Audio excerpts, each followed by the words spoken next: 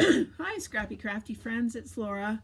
I was out thrifting yesterday with my sister. We had a lovely day.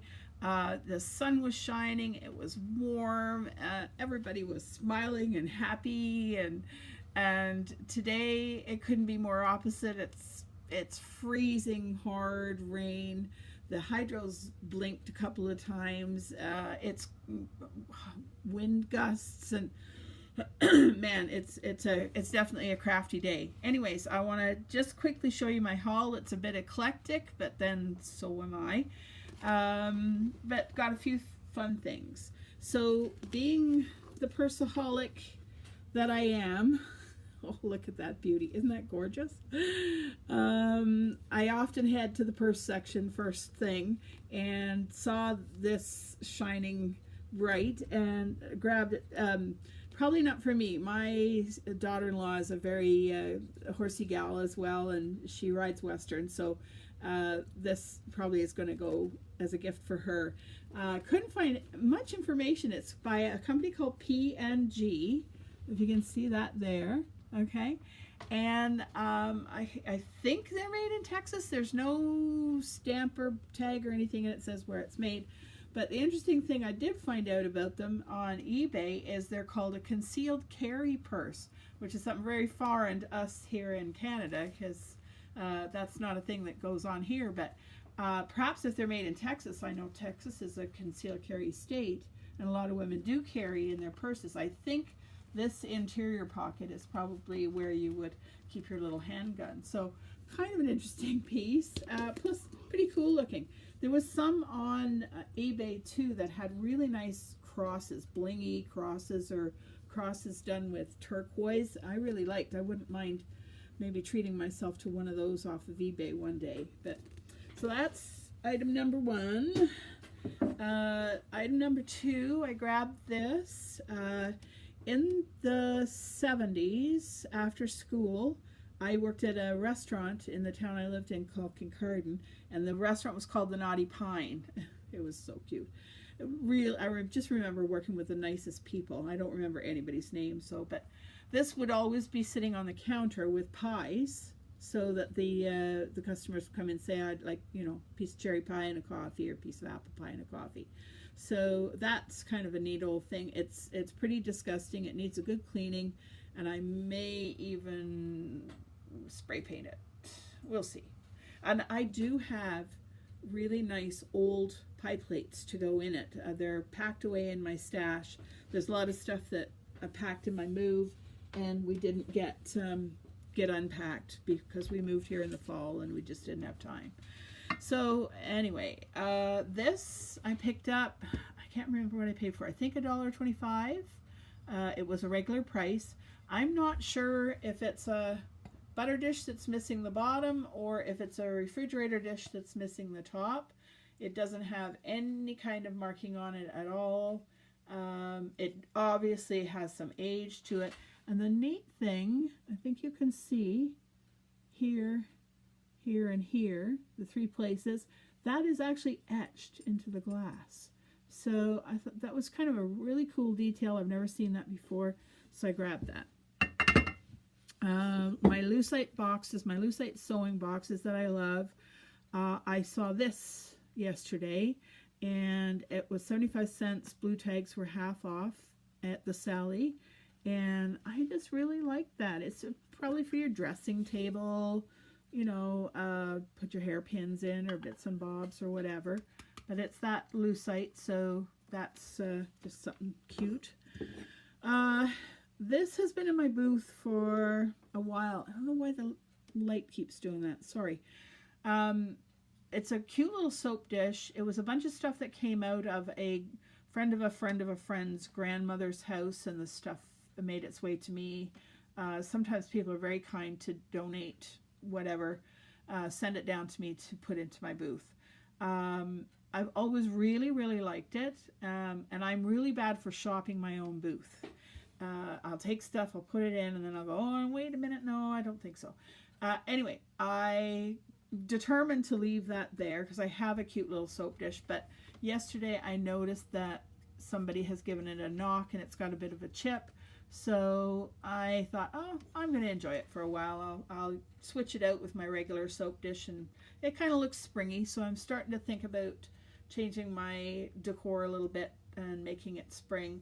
I actually still have snowmen over here at my fireplace area, but they make me happy. This I picked up at my favorite thrift store in Almont for $1. It's just a 3-piece place setting, sadly missing the dinner plate. I can't find out much about it. It says Bavaria, Germany, okay, and the downward crossed swords and a crown on a green shield. And I've typed in, I don't know, Google and Siri are letting me down a lot these days, so I must not be typing in the right things. But anyways, it's awfully pretty. And even if I don't find out anything about it that I could, you know, look it up on replacements.com or something, I'll just put $10 on it and sell it at the booth. Too many ums. Sorry about that. Royal Doulton Lambeth ware. My dad bought me a set of these dishes, not this pattern, for my wedding in 1978. This pattern is called Revel. It's really sweet. I paid 50 cents. I got 2 of them. I looked it up. It's a pattern that was made between 79 and 86.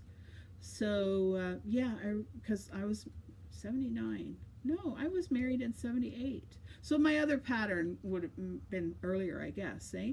On replacements.com, these plates are $23.99. I couldn't find this pattern on eBay. So, you know, I'll sell them for maybe $5 a plate or something like that. And then I got 2 others, and the pattern is called Asian Dawn. It's quite pretty. And these are worth considerably more. Where's that piece of paper? These were $59 on replacements.com for 1 plate. So I wrote it there. $59, $20 on eBay. So again, like maybe $6, $8 at my booth. The thing is, it's not what you're selling, it's where you're selling it. So if I went to all the trouble of selling these on replacements.com, good for me, I'd make more money. But I'm not computer savvy so much. All I have is an iPad. This is all being done on an iPad. So I really haven't mustered up the courage to try selling stuff on the internet. I have put a couple of things on Facebook Marketplace, and I have not sold anything. So, you know, it is what it is. This little dress has been also, it's been in my booth for quite a while now. I've had $20 on it.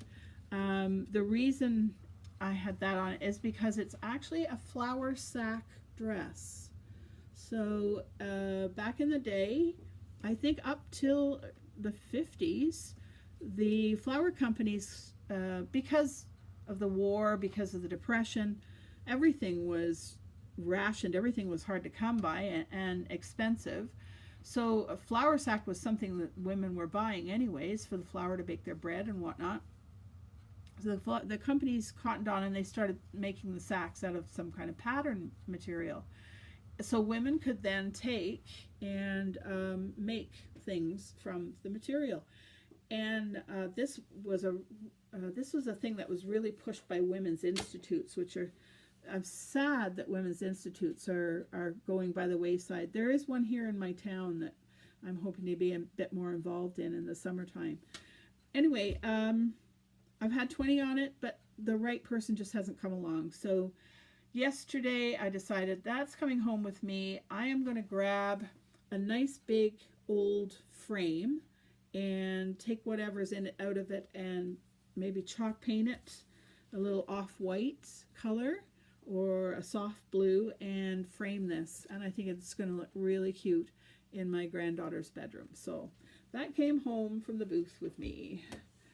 Yeah. Now, I'm a Melmac girl, and I have picked it up over the years. I love the colors, and I love that it's just light and it's not breakable. A lot of it is made in Canada. I picked these two up yesterday. They were $1 a piece. Blue was half price. But these don't say where they were made. And one is a little more scratched up than the other. Melmac isn't for eating your steaks off of. They are a type of plastic. But I'm getting old. My hands are getting old. And I love the look of these dishes, but I do my dishes by hand, and these are heavy and big and clunky. So I don't want to deal with those on a daily basis, but Melmac makes me happy. It's light and easy. It doesn't break. So those are just to add to my own little dishware collection. Oh, sorry. They are by a company, Lournay, Lournay, Melmac. Quality dinnerware. It doesn't say where they were made. Every time I try to look up Melmac, I get that TV show Alf about the sort of stuffed animal that came from outer space and lived with a family. It was somehow a TV show that just it just went by me. I don't know. I was a horse crazy kid, so I wasn't sitting watching TV much when I was younger. So, and then I picked this up, and it doesn't say Melmac on it. It's actually made by Rubbermaid. It feels and sounds like Melmac, but it's a nice big salad bowl. It needs a bit of a cleanup. It was $3.75, but I got it half price. Blue was half price. So, the next thing, this was $3.50 on half price. It is an Anchor Hawking by Fire King, made in the USA. And other than it being a Fire King piece, it brought back a cool memory, because when we were kids, it probably was 67, 68. My dad took us to the hardware store to purchase Mother's Day gifts. And so I guess I felt the need for my mother to have a pickle dish, and I bought exactly this pickle dish for my mother for Mother's Day. So in all our moves and travels, it somehow got lost. It's gone, but that just brought back a lot of good memories, and it's in beautiful condition. So that's kind of sweet. I think I'll enjoy it for a little while and then probably pop it into my booth. This sweet little Bible I grabbed because I love inscriptions, and this was Mr. Thompson gave it to his daughter Margaret in June 21st, 1904. So it might have been a birthday gift, baptism gift, Old and New Testaments. It's printed in London. So anyway, the neat thing about, I grab little Bibles. I just love little old Bibles. I like to go to the page where they have their old ribbon. Look at this ribbon. It's faded. It's been hanging out the bottom, and it's completely faded, and the top is a lovely blue. But I love to go where the ribbon is and just kind of see what might have been their favorite scripture. So this is 1 Corinthians. Anyway, just love that. This caught my eye because I've always been a teddy bear person. This was $1.50. They do white tags at this Salvation Army on books, so none of them go on sale. So this is all iron-on transfers. You can see here for when you're making clothing or other crafts, you can iron them on. And I'm not sure if they're supposed to be painted. Leisure Arts. The copyright is 1998, so I took them to be earlier, but it's a little bit dated. But those of us who love teddies love teddies. And what I was thinking was there's some in here that are big. They're two-page spreads, and some that are smaller that I thought I'm going to try iron them onto paper. Or maybe even fabric for a junk journal. A little teddy bear junk journal. Would that not be the cutest thing? Um, so it just appealed to me. I might make a few clothes for my granddaughter. Maybe a cute little dress with something like that on it, you know.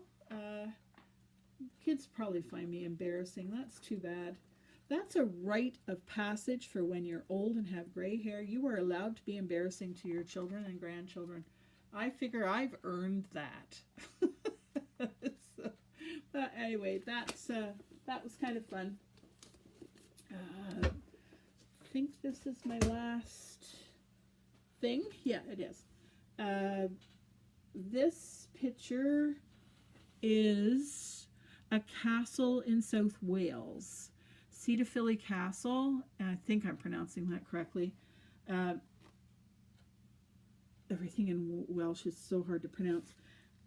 It's framed and it was sold in Cardiff. It was $7.50. I did pay that.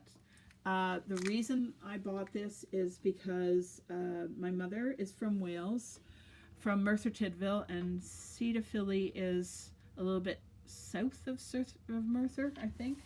I made a note. Yeah, south of Merthyr. We lived in Merthyr on and off as children with my grandparents because my parents traveled a lot.